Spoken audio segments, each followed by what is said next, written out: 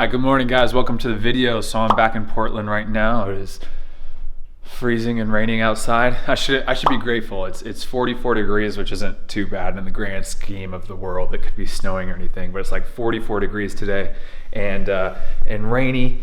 But I'm gonna get a little wall training session just by myself, a little upper body workout, and then this video is gonna be like a little Q&A thing because I haven't done the continuous Q&A for the last 2 or 3 videos.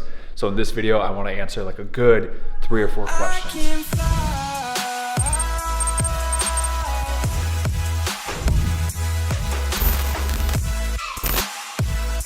So the big news in my life is that for Christmas, I got a pretty nice espresso machine, which I'm pumped about. So I'm gonna make a quick, I'm gonna try to make a latte. It's my very first time, so don't judge me, but I'm gonna make a latte, sit down, and then I'm going to answer the first question of the Q&A.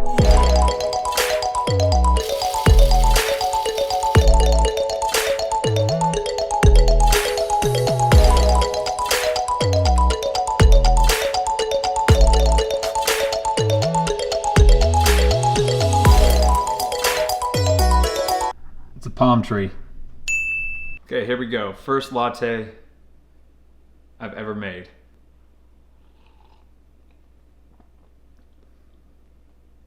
Not bad. So I'm gonna drink my coffee. I'm gonna get ready for the day. Gucci just popped up in my lap. She's just chilling here. But I thought I'd do the first question. This one's from Eggman again. I love this question. But he asks, what's your mindset about the survival in the pro game? Like many YouTubers have this Road to Pro series showing their journey on how to become a pro. Now you being a pro, your mindset is different. And I'm curious, what's it like mentally looking to survive in the pro game? I love that question. I've talked to a lot of different teammates. I've talked to a lot of different coaches. I've played for a lot of different teams. And I think the theme, the consensus of what I've seen and what people experience is that it's easy to get here, but it's hard to maintain it. And that might seem a little weird because you might be thinking, how is it easy to get a pro contract? It's not. It's extremely, extremely difficult to get a pro contract. Like 0.1%, 0.01% of players out there end up signing a pro contract. But in the grand scheme of things, that's the easy part. Just getting to the pro level is the easy part. The hard part is then performing, maintaining that level, being consistent week after week, game after game, year after year, and extending that to a successful professional career. That's the hard part. Maintaining your professional status, I believe, is much harder than just getting to the pro level. Because I've seen it over and over again. I've seen many players get here, taste it, and then not perform or fizzle out. And that's just because it's incredibly tough. It's a dog-eat-dog world. It's incredibly competitive. Everybody's fighting for a spot, fighting for minutes, and you have to have the stars align, a little bit of luck, combined with an insane work ethic and training and everything working to get on the field, perform, and then maintain it. And the players that can maintain it and have good careers, it just really comes down to consistent performance week in and week out. And how do you get consistent performance? It's a ton of consistent training and consistent workouts and just being mentally strong and mentally tough to bounce back after injuries, bounce back after bad games, and then fight and work to just keep on performing week in and week out. But yeah, that's my perspective on everything. Okay, I'm gonna drink my coffee and then I'm gonna head out for a little wall session. Okay, so we're driving to an elementary school that I know has a really nice like covered area so I can get a wall training session in. If it's taken, since it's terrible weather, it's like 44 degrees and rainy back in Portland. So if it's taken and there's a lot of kids playing in there, then I'll go to a different elementary school which isn't covered but still has a decent wall. So I'm gonna drive to these, check them out. But this morning I was just feeling like I wanted to do a wall training session. I haven't done one in a while. I'm just by myself today. So that's what's on the agenda.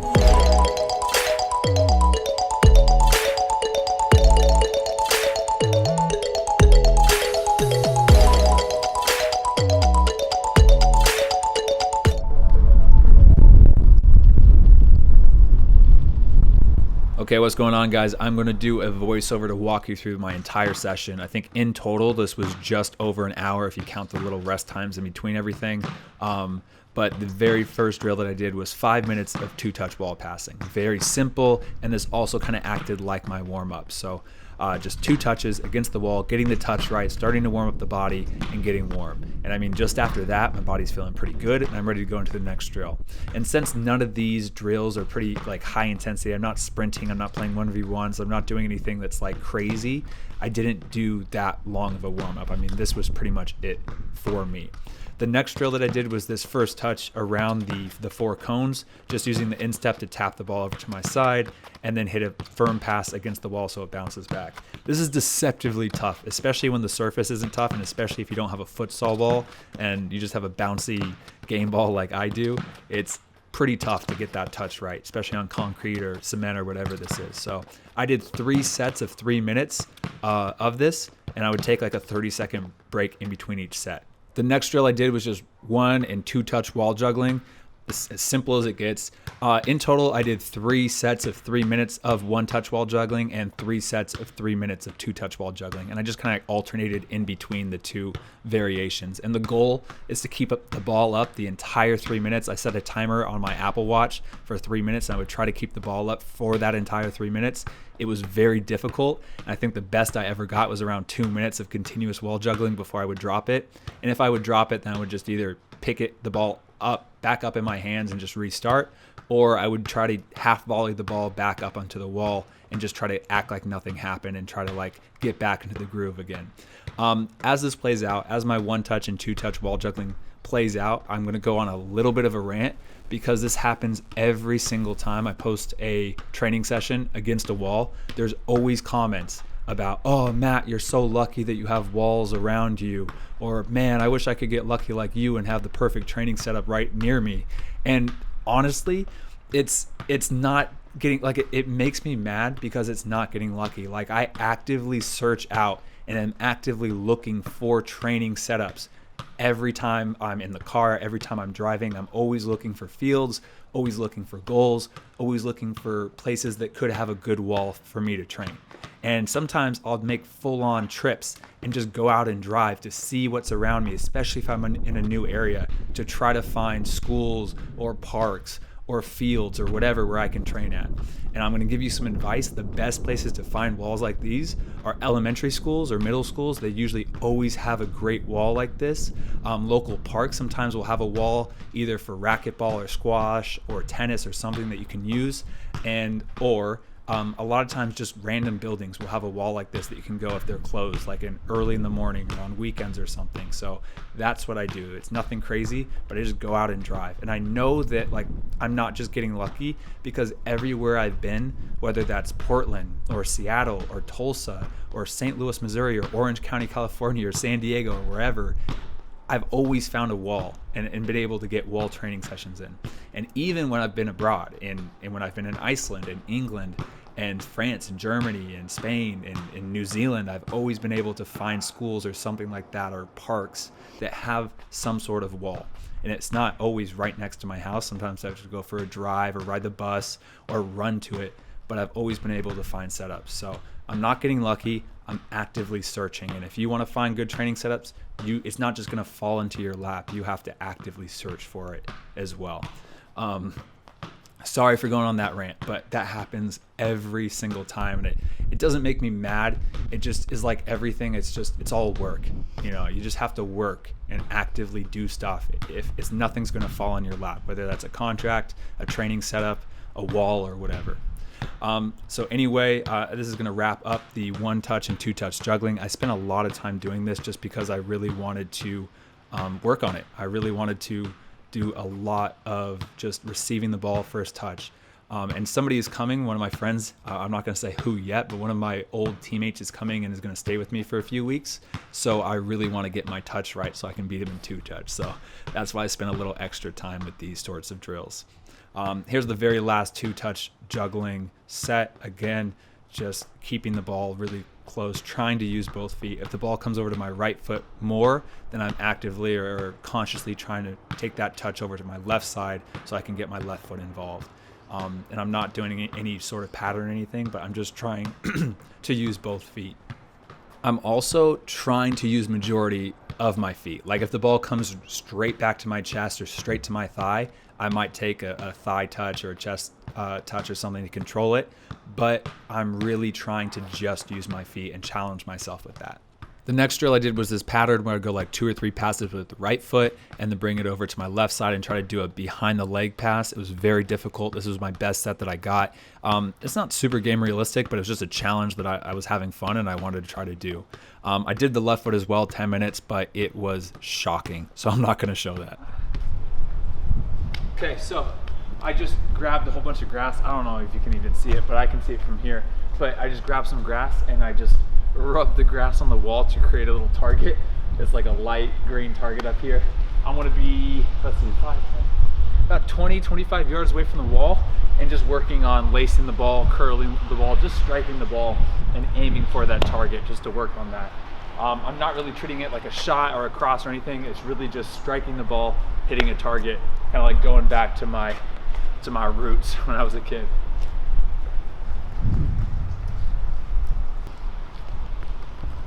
That's where I'm aiming. That's my target right there. Okay, I'm gonna let it play out now.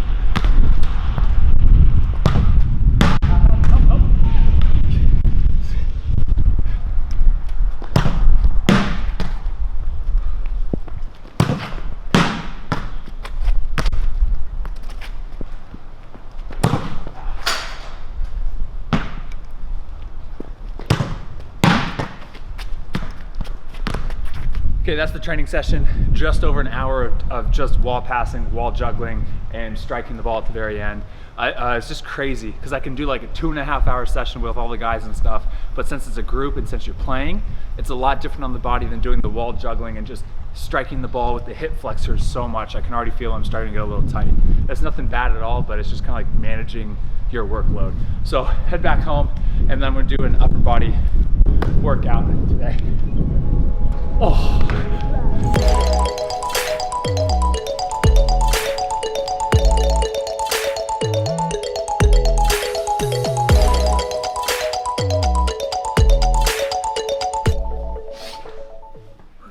Okay, before I eat lunch or breakfast or whatever this meal is, I'm going to do the second question for this continued Q&A. Like I said, I'm going to do lots of questions in this video, but this one is from Derek Ryan, and Derek asks, how big of an impact did going to the gym and getting stronger have on your game?